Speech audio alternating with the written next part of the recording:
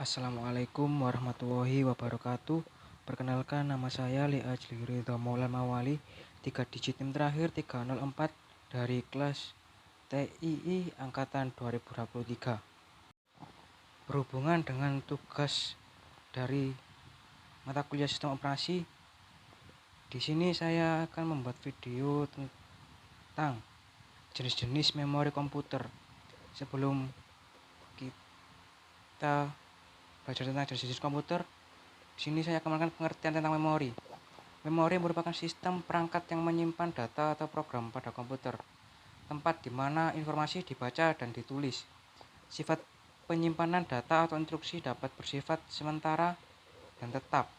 Jenis memori yaitu ada dua, yaitu memori internal dan memori eksternal.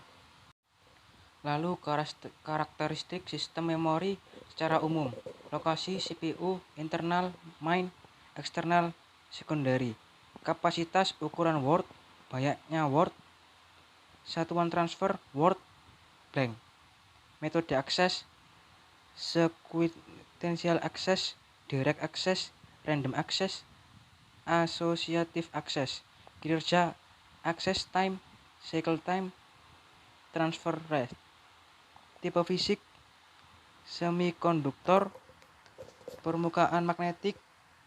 Karakteristik fisik, volatile, non-volatile, erasable, non-erasable. Lokasi memori yaitu memori lokal. Memori ini built-in berada dalam CPU, mikroprosesor. Memori ini diperlukan untuk semua kegiatan CPU. Memori ini disebut register. Memori internal berada di luar CPU tetapi bersifat internal terhadap sistem komputer. Diperlukan oleh CPU untuk proses eksekusi operasi program sehingga dapat diakses secara langsung oleh prosesor CPU tanpa modul perantara. Memori internal sering juga disebut sebagai memori primer atau memori utama. Memori internal biasanya menggunakan media RAM. Memori eksternal bersifat eksternal terhadap sistem komputer dan tentu saja bersifat di luar CPU. Diperlukan untuk menyimpan data atau instruksi secara permanen. Tidak diperlukan di dalam proses eksekusi sehingga tidak dapat diakses secara langsung oleh prosesor CPU. Untuk akses memori eksternal ini oleh CPU harus melalui pengontrol modul input-output. Memori eksternal sering juga disebut sebagai memori sekunder. Memori ini terdiri atas perangkat storage peripheral seperti disk, pita, magnetik, dan lain-lain. Kapasitas memori. Kapasitas register memori lokal dinyatakan dalam bit. Kapasitas memori internal biasanya dinyatakan dalam bentuk byte. 1 byte sama dengan 8 bit atau word. Panjang word umum adalah 8, 16, dan 32 bit. Kapasitas memori eksternal biasanya dinyatakan dalam byte. Satuan transfer, unit of transfer. Satuan transfer sama dengan jumlah saluran data yang masuk dan keluar dari modul memori.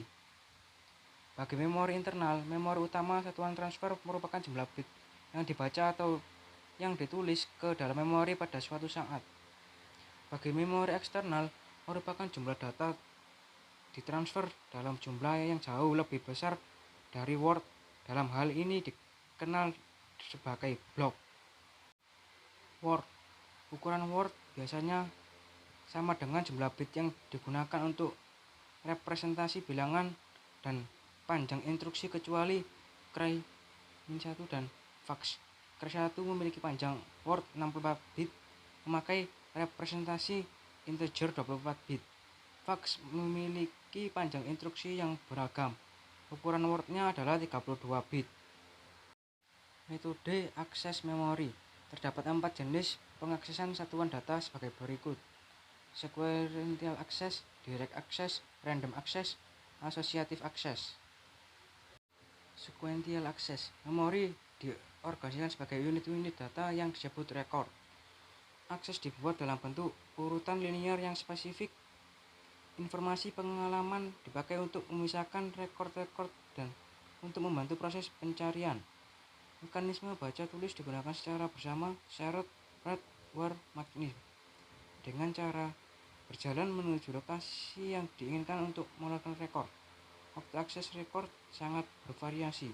Contoh sequential akses adalah akses pada pita magnetik. Direct access. Sequential access. Direct access juga menggunakan shared read-write mechanism. Tetapi setiap blok dan record memiliki alamat yang unik berdasarkan lokasi fisik.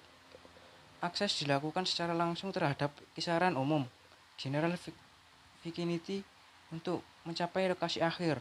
Waktu akses bervariasi. Contoh direct access adalah akses pada disk. Random access. Setiap lokasi dapat dipilih secara random dan diakses serta dialamati secara langsung. Waktu untuk mengakses lokasi tertentu tidak tergantung pada urusan akses sebelumnya dan bersifat konstan. Contoh random access adalah sistem memori utama. Associative access. Setiap word dapat dicari berdasarkan pada isinya dan bukan berdasarkan alamatnya. Seperti RAM, setiap lokasi memiliki mekanisme pengalamatannya sendiri. Waktu pencariannya tidak tergantung secara konstan terhadap lokasi atau pola akses sebelumnya. Contoh associative access adalah memory change. Kinerja memori. Waktu akses, access time. Bagi RAM, waktu akses adalah waktu yang dibutuhkan untuk melakukan operasi baca atau tulis. Bagi non-RAM, waktu akses adalah waktu yang dibutuhkan untuk melakukan mekanisme baca tulis pada lokasi tertentu. Waktu siklus, cycle time. Waktu siklus adalah waktu akses ditambah dengan waktu transient hingga sinyal hilang dari saluran sinyal atau untuk menghasilkan kembali data bila data ini dibaca secara destruktif. Laju pemindahan transfer rate. Transfer rate adalah kecepatan pemindahan data ke unit memori atau ditransfer dari unit memori. Bagi RAM, transfer rate sama dengan I atau siklus. Waktu siklus. Bagi non-RAM berlaku persamaan sebagai berikut.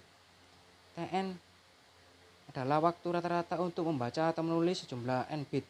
TA waktu akses rata-rata. N jumlah bit. R kecepatan transfer dalam bit per detik bps. TN sama dengan TA plus N dibagi R. Tipe fisik memori. Ada dua tipe fisik memori yaitu memori semikonduktor. Memori ini memakai teknologi LSI atau VLSI, Very Large Scale Integration. Memori ini banyak digunakan untuk memori internal misalnya RAM. Memori selanjutnya yaitu memori permukaan magnetik. Memori ini banyak digunakan untuk memori eksternal yaitu untuk disk atau pita magnetik. Karakteristik fisik. Ada dua kriteria yang mencerminkan karakteristik fisik memori, yaitu volatile dan non-volatile. Pada memori volatile, informasi akan rusak secara alami atau hilang bila daya listrik dimatikan. Pada memori non-volatile, sekali informasi direkap akan tetap berada di sana tanpa mengalami kerusakan sebelum dilakukan perubahan. Pada memori ini, daya listrik tidak diperlukan untuk mempertahankan informasi tersebut. Memori permukaan magnetik adalah non-volatile. Memori semikonduktor dapat berupa volatile atau non-volatile. Erasable dan non-erasable. Erasable artinya isi memori dapat dihapus dan diganti dengan informasi lain. Sedangkan memori semikonduktor yang tidak dihapus dan non-volatile adalah RAM. Sifat sel memori. Sel memori memiliki dua keadaan, input atau output. Sel memori mempunyai kemampuan untuk ditulisi sedikitnya satu kali. Sel memori mempunyai keamanan untuk dibaca.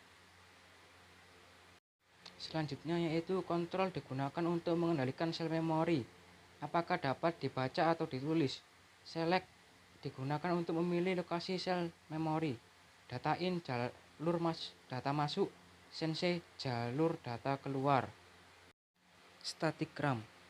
Untuk setiap word apabila telah ditulis tidak perlu lagi dialamatkan atau dimanipulasi untuk menyimpan nilainya. Tidak perlu penyegaran, dibentuk dari flip-flop yang menggunakan arus kecil untuk memelihara logikanya. Digunakan untuk register CPU dan peralatan penyimpanan berkecepatan tinggi. Merupakan sirkuit memori semikonduktor yang cepat dan mahal. Dynamic RAM (DRAM) dibentuk dari kapasitor, peralatan yang digunakan untuk menyimpan muatan listrik dan transistor. Menggunakan sirkuit pembangkit, waktu siklusnya 2 kali access time, waktu akses baca, yaitu waktu yang dibutuhkan untuk memanggil kembali data dari peralatan, dan yaitu perlu penyegaran. Keandalan memori berapa banyak? Sudah untuk dijawab karena berapapun kapasitas memori, belum tentu semua aplikasi akan menggunakannya. Berapa cepat? Memori harus mampu mengikuti kecepatan CPU. Berapa mahal? Relatif. Bagi produsen selalu mencari harga produksi paling murah tanpa mengorbankan kualitasnya untuk memiliki daya saing di pasaran. Hubungan harga, kapasitas, dan waktu akses. Semakin kecil waktu akses, semakin besar harga per bitnya. Semakin besar kapasitas, semakin kecil harga per bitnya. Semakin besar kapasitas, semakin besar waktu aksesnya. Sekian dari saya. Bila terdapat kesalahan atau tutur kata yang tidak kurang berkenan, saya mohon maaf yang sebesar-besarnya. Sekian dari saya. Terima kasih. Assalamualaikum warahmatullahi wabarakatuh.